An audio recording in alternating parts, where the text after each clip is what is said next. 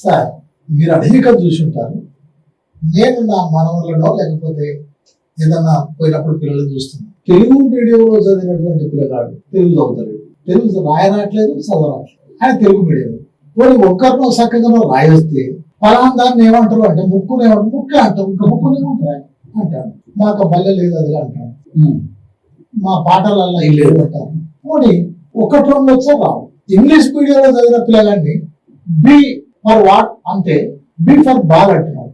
Ball నాకు ఇంకేమో చెప్పండి, ఇంకేమున్నది బాలే అంటే మాకు బాలే చెప్పారు. బ్యాట్ కూడా అనొచ్చు కదా, మాకు చెప్పలే బాలే చెప్పారు. బి ఫర్ బాల్ అన్నారు. స్పెల్లింగ్ చెప్పు, స్పెల్లింగ్ రావట్లేదు. ఇంగ్లీష్ వారికి ఇంగ్లీష్ రావట్లేదు, తెలుగు వారికి తెలుగు రావట్లేదు. ఏంటి కారణం? దిస్ ఇస్ చాలా ఇంపార్టెంట్ అండి. అంటే ద స్కూల్స్ పిల్లల నైపుణ్యతలను, పిల్లల సృజనాత్మకతను బయటకు తీసుకొచ్చే క్రమంలో లేనితనం ఇది. ఇంకొకటి, పిల్లలందరూ నేర్వగలరు, వాళ్ళకు టైం ఇవ్వాలి, వాళ్ళను ఎక్స్పోజర్ చేయాలి చాలా విషయాల్లో. వాళ్ళందరూ కూడా కథలు చెప్పగలరు. ఇవన్నీ చేయించే పద్ధతి ఉంటే తప్పకుండా నేర్చుకోగలరు. ప్రతి చైల్డ్ నేర్వగలరు అనే ఒక సిద్ధాంతంతో స్కూల్స్ ఉంటే, డిఫరెంట్ యాక్టివిటీస్ చేయగలిగితే చదవడం రాయడం అనేది పెద్ద సమస్య కాదు పిల్లలు. కానీ దాని మీద ఎఫర్ట్ పెట్టాలి, దాని మీద దృష్టి పెట్టాలి. ఇంకొకటి ఏంటంటే, క్లాస్ రూమ్ అంతా సమానం.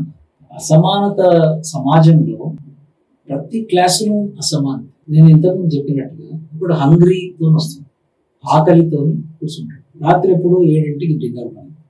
మన ఊళ్ళలో పేదల ఇళ్లలో 7ంటికి తిని పడుకుంటాడు. మార్నింగ్ తినకుండా వస్తుంది. సో లంచ్ వరకు వాడు ఎంటీ స్టమక్ ఉంటాడు. వాడికి మీరు ఎన్ని చెప్పినా ఎట్లా అది ఆకలి కనపడుతుంది. అండ్ తిన్నోడు వస్తాడు, వాడు తొందరగా పికప్ చేసుకో. సో ఎన్ని అసమానతలతో కూడిన తరగతి గదులు. అండ్ ఈ తరగతి గదులను అర్థం చేసుకునే విద్యా వ్యవస్థ కావాలి. టీచర్లకు ట్రైనింగ్ కావాలి.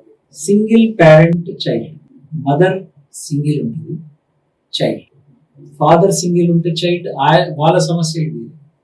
ఇప్పుడు జరుగుతున్నదంతా కూడా పిల్లలు వింటలేరు అని చాలా తల్లుల మీద భారం, కుటుంబ పోషణ తల్లుల మీద. ఇది ప్లస్ అడిషనల్ గా వీళ్ళని బ్లేమ్ ఏం చేస్తారంటే పట్టించుకుంటలేరు. ఆమె సంసారాన్ని పట్టించుకోవాలన్నా పిల్లల్ని. సో పిల్లల్ని పట్టించుకుంటానికి ఆమె చేసిన త్యాగం ఏంటంటే బడికి పంపి ఇక్కడ బాగైతాడు. కానీ మళ్ళీ ఆ బడి తల్లుల మీద బ్లేమ్ చేయడం అనేది ఇది ఎంతవరకు సమంజసం మేము ప్రశ్నిస్తున్నాం. బడి హక్కున చేర్చుకొని ఆయన దుఃఖమంతా దూరం చేసి ఒక బడి కావాలి. సో ఇట్లా అసమానతలున్న బడిలో సమానమైన అవకాశాలు, సమానమైన అటెన్షన్, నీవు సమానం నాకు, నీవు సమానం అనే ఒక భావన వచ్చే క్లాస్ రూమ్స్ లేవు కాబట్టి ఇవి తలెత్తుతాయి. సో ది బ్యాక్గ్రౌండ్ ఈజ్ వ్యవస్థీకృతమైన ప్రాబ్లమ్స్, నాట్ ద చైల్డ్. చాలా మంది చైల్డ్ అంటున్నారు లేదా తల్లిదండ్రులు అంటున్నారు. కానీ మా అనుభవంలో చైల్డ్ది కాదు, తల్లిదండ్రులు కాదు, ఎంటైర్ సిస్టమ్, వ్యవస్థ ఆ పిల్లల కోసం మేము ఉన్నాము అనే ఒక భరోసా ఇవ్వడంతో వాళ్ళు నేర్చుకోవడానికి. ఒకప్పుడు బళ్ళు అంటే ప్రభుత్వ బళ్ళు, ఒకప్పుడు చదువు అంటే తెలుగు మీడియం చదువు. తెలుగు మీడియం అంటే ఏ రాష్ట్రంలో ఏ మీడియం ఉంటే ఆ మీడియం చదివే. కానీ ఇప్పుడు ఆ చిన్న కాడి నుంచి ఎల్కేజీ అంటారా, దాన్ని ఏమంటారు శిశువు అంటామా, అక్కడి నుంచి యూనివర్సిటీ దాకా అనేక రకాల బళ్ళు ఏర్పడ్డాయి. ఆ బళ్ళల్లో క్రమక్రమంగా ఏమైందంటే, తెలుగు మీడియము సర్కారు బడు అంటే దళితులు, ఎస్సీలు, ఎస్టీలు, బీసీలు, మైనార్టీలు ఎక్కువ. ఇంగ్లీష్ మీడియం ప్రైవేట్ బడి అని అంటే ఉద్యోగస్తులు, డబ్బులున్నోళ్ళు, ఆధిపత్య వీళ్ళు ఉన్నటువంటి వాళ్ళు అనే పరిస్థితి వచ్చింది. ఈ పరిస్థితి లేకుండా ఏం చేయాలి? మన రాష్ట్రంలో మీరు ఎట్లా రీసెర్చ్ చేసిండ్రో కానీ ఇది పెద్ద సవాల్. దేశం తెలంగాణ రాష్ట్రంలో అయితే దాదాపుగా 56% మంది ప్రైవేట్ అండ్ కేవలం 10,000 స్కూల్స్ ఉంటాయి, 30,000 గవర్నమెంట్ స్కూల్స్ ఉంటాయి. అట్లనే దేశంలో కూడా అలాగే 10 లక్షల గవర్నమెంట్ స్కూల్స్ ఉంటాయి, 5 లక్షలు ప్రైవేట్ స్కూల్స్. కానీ అగైన్ నేను మళ్ళీ మన రాజ్యాంగము, సమానయము, సమానత్వము ని డిరైల్ చేసి ఎక్కడో పట్టాలు తప్పించినాము. ఆ పట్టాలు తప్పించిన ప్రభావమే ఇది, దాని యొక్క రిఫ్లెక్షన్. అండ్ పిల్లలందరికీ సమానమైన విద్య ఇవ్వాలి అని అనుకోలేదు. సో అందరికి సమానం ఎట్లా అనే ప్రశ్న అది రాజ్యాంగ విరుద్ధమైన ప్రశ్న. యాక్చువల్లీ బేసిక్ ప్రియాంబుల్ కు విరుద్ధమైన ప్రశ్న. కానీ అందరికి సమానం ఉండదు అనే ఒక దృక్పథాన్ని ప్రజల్లోకి నెట్టించారు.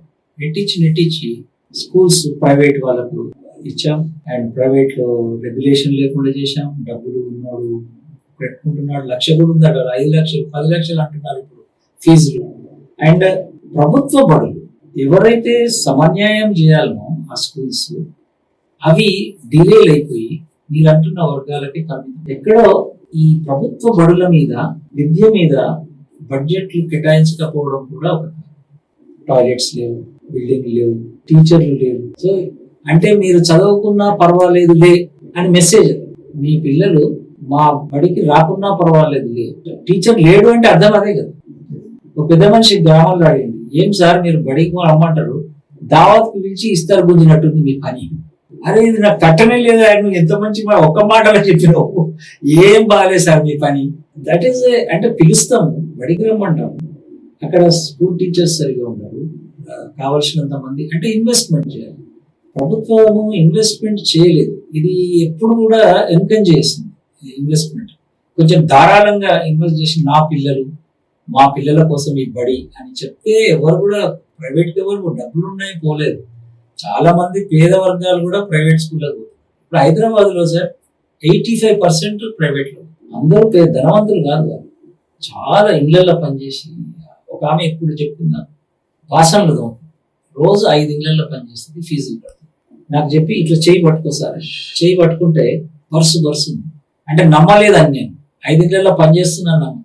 అయితే ఆమె ఫీజు ఇప్పుడు పెంచింది. ఇట్లానే చేసి ఆ స్కూల్ టీచర్ చెప్తాను, నేను గవర్నమెంట్ పోవచ్చు కదా అంటే అక్కడ ఏమి లేని తీయడం సార్, నేను అక్కడ సరిగ్గా వసతులు లేవు మాకు, ఎట్లా పోతాను అనేది ఒక పెద్ద ప్రశ్న వాళ్ళు. సో ఒక స్కూల్ అంటే ఒక బ్రహ్మాండమైన స్కూల్ లాగా ఉంటే తప్పకుండా పోతారు, కానీ ఇన్వెస్ట్మెంట్స్ చేయలేదు, ప్రభుత్వాలు ఇన్వెస్ట్మెంట్ చేయలేదు.